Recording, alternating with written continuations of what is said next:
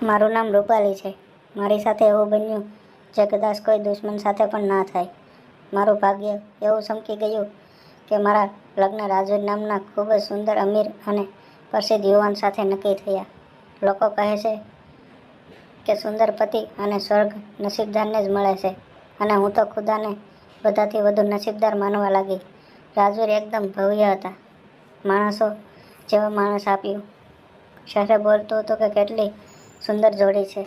લગ્નનો ભવ્ય સમારંભ થયો.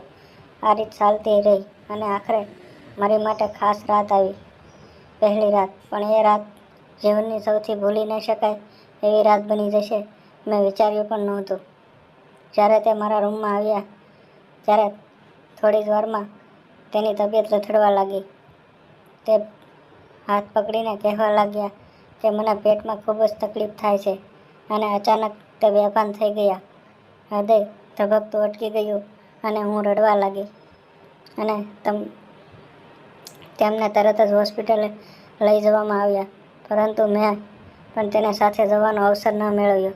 થોડી જ વારમાં હોસ્પિટલમાંથી ખબર આવ્યા કે તેમને ઝેર આપવામાં આવ્યું છે, અને ડૉક્ટરનું કહેવું છે કે હવે તે બચી શકશે નહીં.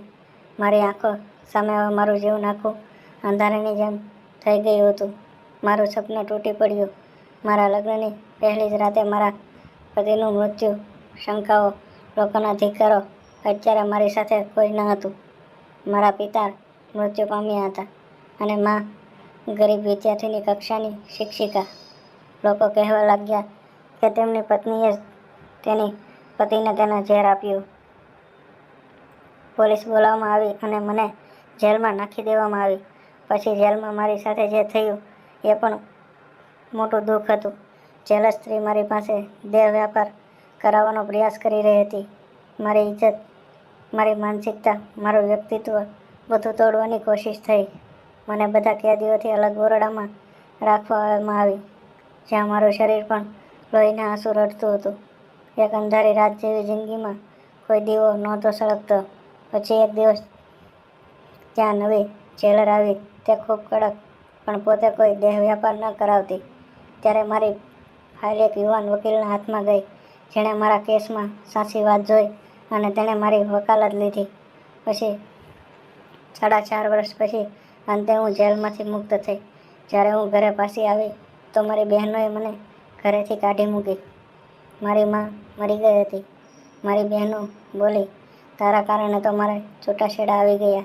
હવે ઘરના દરવાજા બંધ થઈ ગયા. હું રસ્તે બેસીને રડતી રહી. ત્યારે એ સમયે એક ભિખારી જેવો દેખાવવાળો માણસ સામે આવ્યો. તેણે મને કહ્યું, તું મારી સાથે લગ્ન કરી લે, હું તને બચાવી શકું છું. હું તેને જોઈને ખૂબ જ આશ્ચર્યચકિત થઈ ગઈ. હવે મેં પણ બધું ખોઈ દીધું હતું. હવે મારામાં વિચારવાની તાકાત પણ નહોતી. હું રાજી થઈ ગઈ અને મેં તે ભિખારી સાથે લગ્ન કરી લીધા. લગ્નની રાતે તે ભિખારી મોઢું ધોઈને અંદર આવ્યો ત્યારે મને લાગ્યું કે મારી સાથે મારા પતિ રાજવીર ઊભા હતા. હું મારા હોશ ખોઈ બેઠી અને બેહોશ થઈને પડી ગઈ. જ્યારે હું હોશમાં આવી ત્યારે તેણે બધું કહ્યું કે તેઓ મર્યા નહોતા.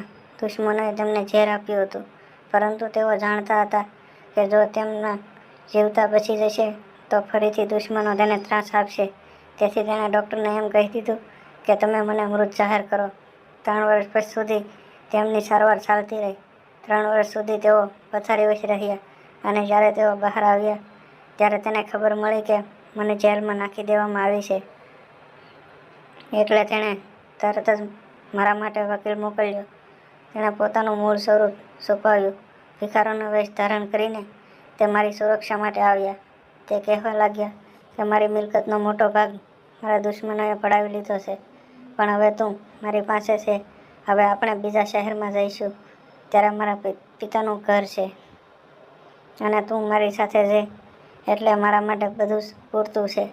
અને હું તો વિચારતી જ રહી કે રોજ મોતની રાહ જોઈ રહી હતી, અને આજે ફરીથી જીવી ઉઠી. રાજવીરને ઊંડી રીતે ચાંપડીને બોલી, હવે મને કોઈ ડર નથી લાગતો, કેમ કે હું તમારી સાથે છું.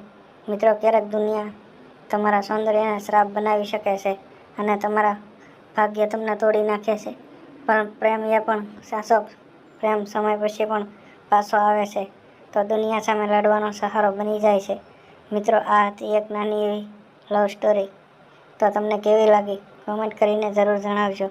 ફરી મળશું આવતીકાલે એક નવા વિડીયોમાં. ત્યાં સુધી આવજો. વિડીયો પૂરેપૂરો જોવા બદલ આપ સૌ મિત્રોનો ખૂબ ખૂબ ધન્યવાદ.